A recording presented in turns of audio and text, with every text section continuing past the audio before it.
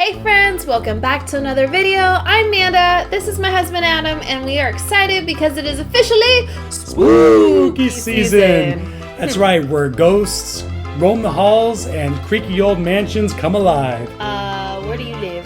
Definitely not in that house.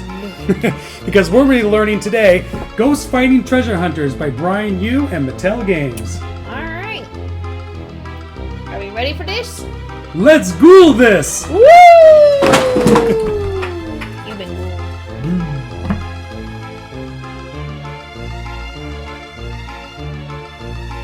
So the board is all set up, we got everything laid out, and I'm ready to learn along with y'all how to play what I call the ghost game. The ghost game. The ghost fighting treasure hunting game. Yes. Yes.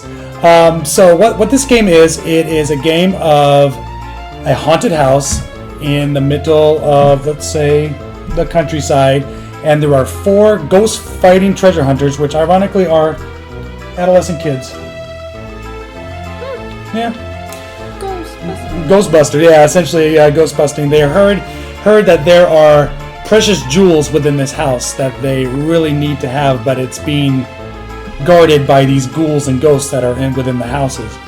What the kids will be doing is be going through the house, entering all the rooms, trying to get all these precious jewels out of the house. There are 8 of them, and get out of the house before the house becomes really haunted. I mean, really haunted. Like ghouly red ghost haunted. Yeah. Must be haunted. That's right.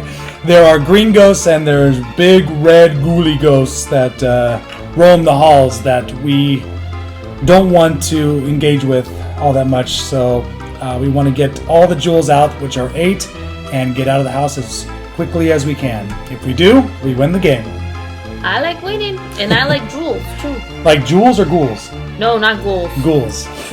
Good jewels. Bling. Bling. Fancy pantsy.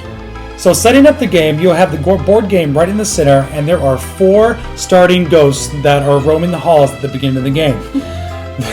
They are the little green ghosts that are in the cute ones that don't do too much damage, but they are a nuisance within the game. The rooms are all lettered between A through L, and the starting locations is C, F, I, and L that are in, and they have identified solid green circles where they're going to be. I can see the difference. See the difference. And from there, you will take all the jewels that we have here, all 8 of them. There are 8 total, and you will place them in specific rooms. They have numbers on them. The advanced game has them. You have to get the jewels out in sequential order. However, in the basic game, you can just pick any jewel and try to get out of the house as quickly as you can. That sounds like my kind of speed. Exactly. Next, you would choose your starting character. I'll be the little skirty red. Skirty red. And I'll be the blue. And what's cool about these characters is that when you're taking the jewels out, they have backpacks that they have little slots in, so they'll be able to mount the jewels right in their backpack. So you can only take 1 jewel out at a time. So, but it's kind of neat that how big the jewel is compared to them. I was about to say, if I had a jewel that big in a backpack. Yeah, we'll knock it over. Timber! So with the starting characters that we have, they all start at the entrance of the house. Okay. There are assigned cards, ghost cards that are in the game that are all the letters of all the rooms. They all have really ghost artwork in it as well. Ghostly artwork. Ghostly artwork. What you'll be doing is you'll be shuffling those cards all together and making a draw pile. Just like that. Fantastic. And right here? Sure. Why not? Actually, it goes by there. Yep. And these door cards are set separately. I will show you these in a minute. These are semi-advanced cards that you can place in the game, but it'll be kind of fun for this particular card run through. So we'll have that later. So on your turn, these are the really basic actions that you can do in here. You would roll this white dice. This white dice is a 6-sided dice, and there are ghost icons along with numbers. The only number, the side that doesn't, is the number 6, which doesn't have a ghost on it. So on your turn, you would roll the dice. All right. I got Roll 4. that beautiful footage there. Yep. I got a 4, 4, 4. You got a 4. So when you're on the start of your turn, you would draw a card first. If it has a ghost symbol on that dice, you're going to take the first card off of that. And you're going to see K. You're going to see a ghost with the letter K. So what you're going to do from your pool of ghost figures, you're going to put that ghost in the K room. Boop. So there is no other starter ghosts in that particular location, so there's only one ghost in there. That is no problem. Now you can continue the move. Okay, so I would kind of like go 1, 2. Can I enter? You can. 3. Entering a room with a ghost, you'll need to fight it. So with that, you should have warned me before I entered. I gotta fight a ghost. Oh, well, I gotta get there anyway with the teaching, so I gotta do it anyway. When you enter the room, you gotta roll this black dice. Okay. When you roll, you're going to want to get the green icon because that's what you're fighting. So it's not green. So when if she rolled a green dice, she'll be able to take that green ghost out of the room and place it in the pool, as she has knocked that ghost out of that room. Any other ghost, like the red or a blank, will just result the ghost still being there in the room. She can pick up the jewel in the room, put it in her backpack, but she cannot leave until the ghost is taken care of. Yeah, he wants the jewel. He wants it back. When you do enter the rooms, this is considered one space, so the hallways are smaller and a lot longer to get around the house, whereas if you're going into rooms, each room is considered a space. So it's an advantage to probably try to use the rooms as much as you can, but at the same time, you got to watch out. The ghosts are going to stop your path there as well. If you notice, there are 2 black dice in the game. What that means is if I are in the room with you, I can assist you in that roll, and you can roll 2 dice instead of 1. I like that. You like that? I like that. Once the room is clear, you'll be able to leave the room and try to get out of the house with the jewel. Okay. Once you're out of the house, you drop the jewel down and you get back in the house and you do it again. Again. I have to find another ghost? You have to go and get all the jewels out. Okay. Now here's where every round, each turn, we're going to be rolling the dice, and more cards are going to be coming out, and more ghosts will be entering the room. Okay. How the red ghosts come out: if there was ever 3 ghosts in a room at one time, the 3 green ghosts turn into a red ghoulie ghoulie. The red ghoulie ghoulie means this is a harder ghost to fight, whereas we will need to have the red icon on these dice to get them out.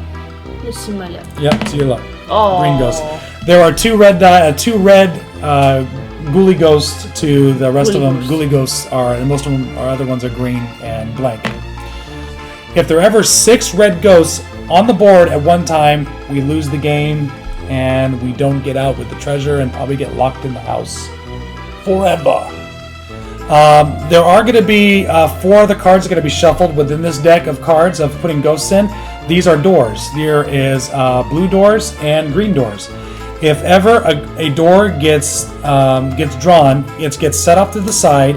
And if you notice, there are blue and green doors in the room. And guess what those doors do if that card is drawn? They become locked. So I'm stuck in a room with a ghost. So yes, whenever that card comes up, those make it a little harder that you have to go around until either a green card comes up, and then if the green door comes up, then the blue doors are open, and then now the green doors are locked. So they'll be on and off throughout the game. The only time they would probably be out of the game is there are shuffle cards in the game. There is a green ghost that shuffles all the discard pile. When that does, all the doors get shuffled too, and they all become unlocked. There are draw 2 and draw 3, so there are times where not only are you drawing 1 for your possible dice roll, but if you draw these cards, you are drawing more ghost cards into the game and allowing more ghosts to roam the halls. That's wow. And that's how you play Ghost Fighting Treasure Hunters. So now we are going to put this stuff away, and I'm going to pull out the stuff, and we're going to talk about how we can theme Ghost Fighting Treasure Hunters. Ooh, looking forward to that one. Woo. Alright, we have the things. We have the things. So, what are we going to do with the things? Alright. I'm excited. This looks cool. It's really fun decorating for Halloween and getting the thematic pieces during this time of year. So it's a lot of fun stuff. Yes. So, a lot of this stuff we either already had or maybe it was just purchased this year, like some spider webs. You gotta get those every year. But for the most part, you get everything. to pull out your spooky season stuff, your Halloween decor. It all works. It all works. So, of course, they're going into a haunted house in this game. So, we have our cute little haunted house. It does light up. I don't know if you can really see it on camera. We'll see. I don't know. Yeah. But this would be a great staple to the game that we have there at the central. Doesn't take up a lot of board game real estate too, so that's important. And of course, like you can't have haunted house without like the haunted hollow. The spooky tree. This one has a little face in it, if you can see there a little bit. But yeah, it's kind of a hollow tree, but it looks pretty cool right next to the haunted house. And then I just have this moss. You can get this in any craft store. Here, I'll hand that over to you. And to kind of put it around the scene. Yeah. And to add to all that, we of course have the spider webs because who doesn't like spider webs? In real life, I don't like spider webs. Phobia spiders. Fake ones, awesome. Yep. Perfect for decor. I also have what I call cheesecloth. I don't know, it's not really. Yeah, it's just like shredded fabric. Yep. The holy stuff to hang up around. Those are like one of the really easiest things to find, and you can drape these all over the place. Just so it's gonna make me sneeze. Makes it nice and too like drabby. We did pop down to our local craft store, and they had these really cute bookins. Bookins. She's so cute when she makes up stuff. And we have this that I'm going to use for some of our food items. These are so cool. Mr. Boogedy, yeah. Big old mouth. You just put stuff in there. You put candy in there. Candy, candles, food. Oh yeah, light up his mouth and be like, whoa. And then our last little thing, which is like kind of a food, but I'm also going to use that as decor because it kind of looks like the ghosts in the game. Are some ghost dogs. Yeah, those are good finds. That's like looks exactly like the little green ghosts in the game. So yeah, that looks perfect. All right, so one of the main things about this game is that you are a kid with a backpack and you're trying to get gems out. So we have this bag full of gem scatter. You can get at your local craft store, or you can pull it from another game, which like is what we did. Just pull it from another game, and then also taking stuff. Pulling from another area, our child's backpack. Exactly. And our child's backpack will be used to decor. Yeah, those are key features of the game. So you use the main features and use them as decorations. Use what we got. All right. So, which brings us to the fun part, the food. Oh, the food. You always like the food, right? I love the food. I love eating the food after the fact. So. Alright, so this one we're going to have a couple of snacks, and one of them is going to be air popped popcorn, but we're going to pop it up a notch. Pop a notch. What? Please explain the notch. We're going to air pop it. We're going to use like a little butter on it, and then I'm going to mix it with a Cajun seasoning. Yeah. And there is going to be called Haunted Pop. Haunted Pop. Haunted Pop. I love like it. the little red guys. So hopefully it'll that'll be like great. that. That'll be a great idea. One of my other things I'm going to do is I'm going to make what I call ghost dip, which is really just roasted red pepper hummus. And at one of our stores here, they have these cute chips, and they're in the shape of ghosts, and they're really cute. I hope they're tasty too. I know. They look really neat. The little ghosts, they have little circles for their eyes and nose, and they're shaped as little ghosts. So actually, and I'm going to stick them. Really unique.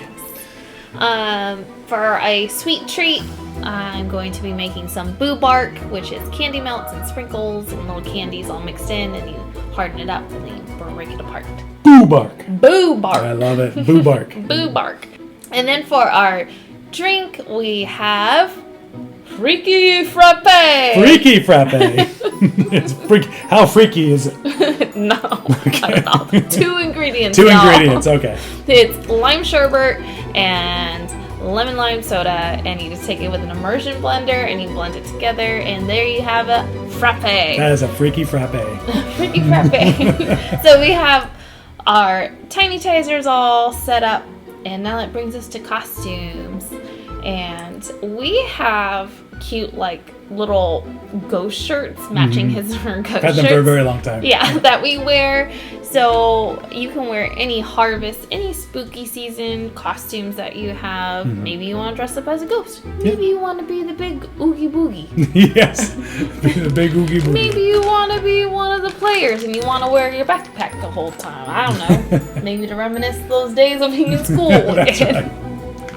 Not for me. Not for me. But we'll be wearing these ghost shirts that we've had for a long time, or one of our other Halloween outfits that we have. Yeah, no, that's gonna be really cool. Yeah, the decorating and yeah, the costumes will be. I'm glad you agree. Now he knows what he's wearing. I know. And one of the most important things about spooky season is the music. Music. Because what is spooky without the sounds and the feel? Yeah. And the range and the. Yeah. So really, either having a soundtrack Yeah. going, or maybe you have a Halloween soundtrack you would like to play, and really setting the mood, setting the tones, the lighting. Yeah. Lighting and sound.